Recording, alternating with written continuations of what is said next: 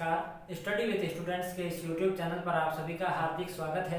हम general science के दौरान भौतिक विज्ञान पढ़ रहे थे, जिसमें हमने पिछले लेसन में की बात की थी। हमने विद्युत के बारे में, विद्युत के दौरान हमने विद्युत धारा को समझ लिया था। विद्युत धारा के दौरान हमने बात की थी कि आवेश के प्रवाह की दर को हम विद्युत धारा कहते हैं। आज यदि हम उसे आगे पढ़ें तो आज का हमारा टॉपिक होगा विद्युत विभव। विद्युत विभव इंग्लिश में इसको कहा जाता है इलेक्ट्रिक पोटेंशियल, या इसको वोल्टेज भी कहा जाता है। तो इलेक्ट्रिक पोटेंशियल या वोल्टेज है जो विद्युत विभव, इसको यदि हम समझने का प्रयास करें तो हमने पिछले वीडियो में हमने बात की थी विद्युत धारा के बारे में। तो उसमें हमने क्या कहा था कि विद्युत धारा आवेश के प्रवाह की दर है, या आवेश में मूवमेंट या इलेक्ट्रॉन में मूवमेंट होता है तो विद्युत धारा उत्पन्न होती है। तो इलेक्ट्रॉन में मूवमेंट कब उत्पन्न होगा? जब हम उस पर कार्य करेंगे। इलेक्ट्रॉन में मूवमेंट या आवेश में मूवमेंट के लिए उस पर कार्य करना भी अनिवार्य है। तो एकांक आवेश को विद्युत क्षेत्र में लाने के लिए जो आवेश पर हम कार्य करते हैं उसी को हम क्या कहते हैं? विद्युत विभव। परिभाषा को नोट करेंगे।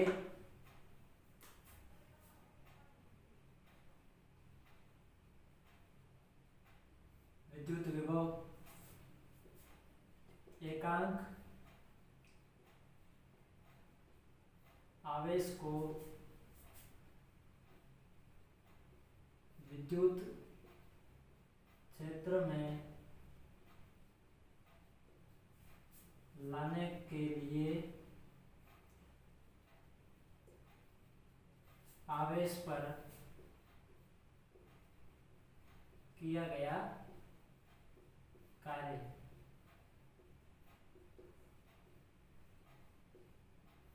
विद्युत विभव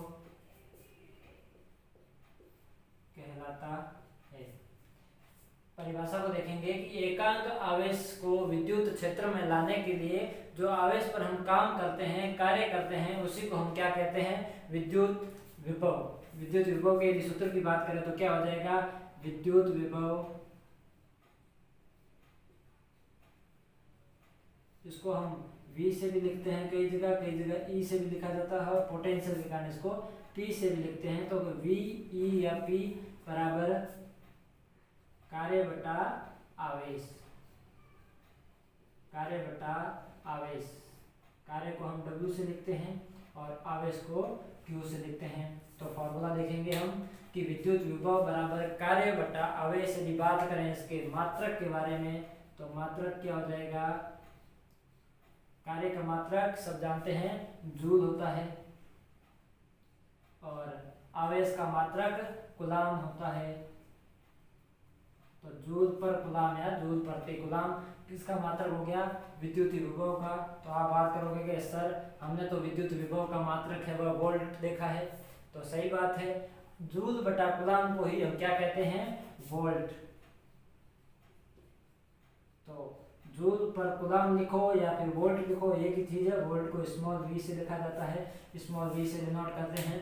तो यदि हम विद्युत विभव को देखें एक बार वापस कि एकांक आवेश को विद्युत क्षेत्र में लाने के लिए आवेश पर जो हम कार्य करेंगे इसी को क्या कहते हैं? विद्युत विभव। विद्युत विभव बराबर कार्य बटा आवेश। मात्रक जूल पर कूलाम, कार्य का मात्रक जूल और आवेश का मात्रक कूलाम। तो जूल पर कूलाम या वोल्ट, इसको स्मॉल v से डिनोट करते हैं। तो हमने विद्युत धारा को समझ लिया है कि आवेश के प्रवाह की दर को हम विद्युत धारा कहते हैं, और विद्युत विभव को समझ लिया है कि एकांक आवेश को विद्युत क्षेत्र में लाने के लिए आवेश पर किया गया कार्य विद्युत विभव कहलाता है। तो हमने आवेश को भी हमने विद्युत धारा को भी समझ लिया है और विद्युत विभव को भी समझ लिया है। इसलिए हम बात करेंगे अब आगे ओम के नियम पर।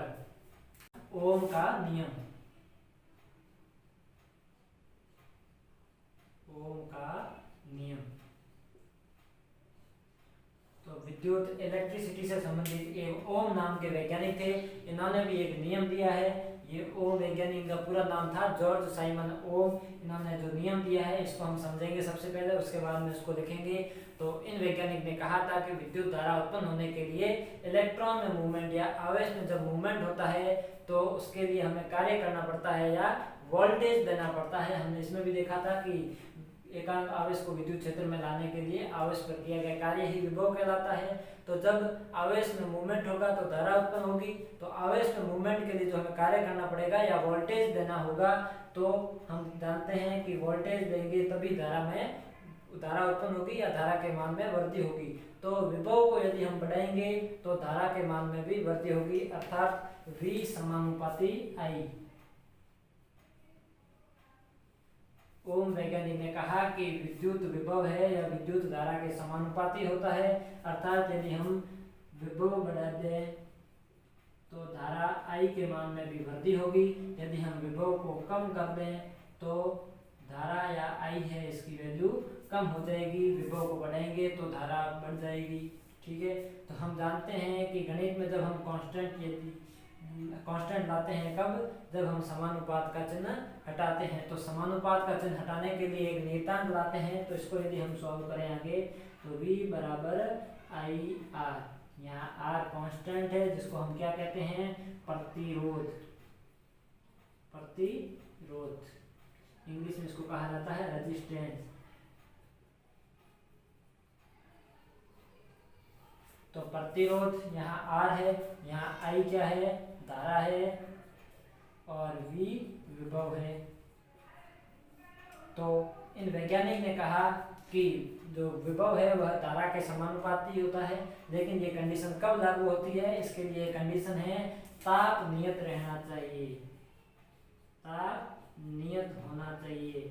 नियत ताप होगा तभी ये कंडीशन लागू होगी या नियम कार्य करेगा। क्यों नियत ताप होना चाहिए इसको हम आगे समझेंगे, लेकिन उससे पहले हम यदि नोट करें ओम के नियम को तो यहाँ हम इसको नोट करेंगे।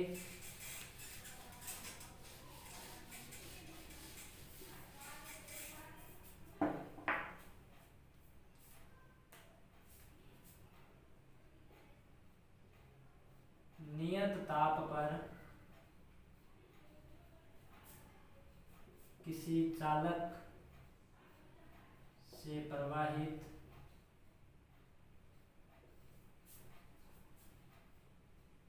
विद्युत धारा उस चालक के सिरों पर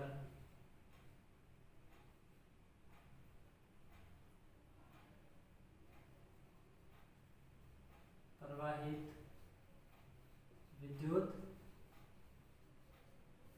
विभव के समानुपाती होती है। ओम ने क्या नियम दिया? ओम वैज्ञानिक ने कि नियत ताप पर किसी चालक से प्रवाहित विद्युत धारा है वह उस चालक के दोनों सिरों पर उत्पन्न विद्युत विभव है इसके समानुपाती होता है, अर्थात V समानुपाती I है। समानुपात का चिन्ह हटाते हैं तो V IR आता है। अब यदि हम बात करें R यहाँ जो प्रतिरोध है इसके मान के बारे में, तो R हो जाएगा V/I। R हमें प्राप्त हो गया V/I। V विभव है, विभव में यदि धारा का भाग दे दे हमें तो हमें क्या प्राप्त हो जाएगा? प्रतिरोध। तो हम जानते हैं कि V तो इसके बराबर में है, अर्थात V है वह तो प्रतिरोध के समानुपाती होता है, लेकिन धारा है वह उसके व्युत्क्रमानुपाती होता है, प्रतिरोध के व्युत्क्रमानुपाती। तो प्रतिरोध की यदि हम परिभाषा की बात करें तो क्या होगी प्रतिरोध की परिभाषा? प्रतिरोध की परिभाषा ऐसे कह सकते हैं कि विद्युत धारा के प्रवाह में उत्पन्न बाधा, विद्युत धारा के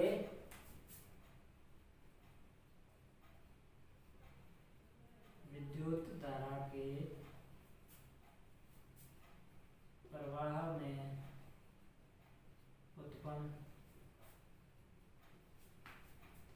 बाधा को प्रतिरोध कहते हैं। जो विद्युत धारा है उसके प्रवाह में जो बाधा आ रही है इसी को हम क्या कहेंगे? प्रतिरोध कहेंगे। यदि इसको इस तरह से समझें कि यदि हम कोई रास्ते में जा रहे हैं, कोई जैसे बाइक लेकर, तो हमारे जो जंप आते हैं या गड्ढे आते हैं तो हमारी स्पीड में क्या होती है? कमी आ जाती है। तो जो धारा यहाँ रहती है यदि इसके बीच में प्रतिरोध आ जाता है तो धारा है उसके प्रवाह में कमी आ जाती है, इसको ही हम क्या कहते हैं? प्रतिरोध। तो हम जब बाइक चलाते हैं तो हमारे रास्ते में जो जंप आते हैं या रोड में जो खड्डे होते हैं वो आते हैं, तो वो क्या होते हैं, प्रतिरोध हो सकते हैं। तो हम इसको समझें यदि, तो विद्युत धारा के प्रवाह में उत्पन्न बाधा को क्या कहते हैं, प्रतिरोध। यदि प्रतिरोध की मात्रक की बात करें तो प्रतिरोध का मात्रक क्या हो जाएगा, V का मात्रक होता है वोल्ट और धारा का मात्रक होता है एम्पियर, वोल्ट पर एम्पियर। अब यही वापस बात आ गई कि सर हमने तो प्रतिरोध का मात्रक ओम पढ़ा है, तो वोल्ट पर एम्पियर को ही क्या कहा जाता है, ओम। ओम को कैसे दर्शाते हैं, एक टोपी के जैसे आकृति में दर्शाते हैं, इस तरह से ओम का यह चिन्ह है। तो यदि हम प्रतिरोध की बात करें, उससे पहले यदि ओम के नियम को हम पढ़ें, नियत ताप पर किसी चालक से प्रवाहित विद्युत धारा, नियत ताप पर किसी चालक से प्रवाहित विद्युत धारा उस चालक के सिरों पर प्रवाहित या उत्पन्न विद्युत विभव के समानुपाती होती है। V समानुपाती I या V बराबर RI, क्योंकि यहाँ जो समानुपाती का चिन्ह हटाते हैं तो यहाँ एक कांस्टेंट आता है, नियतांक आता है, इसको हम कहते हैं प्रतिरोध। तो इसी को हम क्या कहते हैं, ओम का नियम। कई बार कंपटीशन में पूछा जाता है ओम का नियम, नीचे ऑप्शन दे देता है अलग तरह से, तो यदि ये भी ऑप्शन में हो तो वही ओम का नियम है। तो इस नियम से यदि हम प्रतिरोध की बात करें तो प्रतिरोध क्या हो जाएगा, V बटा I, R समानुपाती 1 बटा I होगा। ठीक है, तो हम कह सकते हैं कि धारा के प्रवाह में बाधा उत्पन्न होती है, इसको क्या कहते हैं, प्रतिरोध। तो इसकी परिभाषा यदि हम देखें, विद्युत धारा के प्रवाह में उत्पन्न बाधा को क्या कहेंगे, प्रतिरोध कहेंगे। मात्रक की बात करें तो ओम होता है या वोल्ट पर एम्पियर होता है। तो इस वीडियो में हमने विद्युत विभव को समझा, ओम के नियम को समझा और प्रतिरोध के बारे में जानकारी प्राप्त की है। यदि आपको वीडियो अच्छा लगा है तो लाइक करें, शेयर करें, और इस चैनल पर यदि आप नए हो तो चैनल को सब्सक्राइब जरूर कर दें और बेल आइकन को दबा दें, ताकि अगला वीडियो बनते ही सीधे आपके पास नोटिफिकेशन पहुंच जाए। आज के लिए इतना ही, बहुत बहुत धन्यवाद।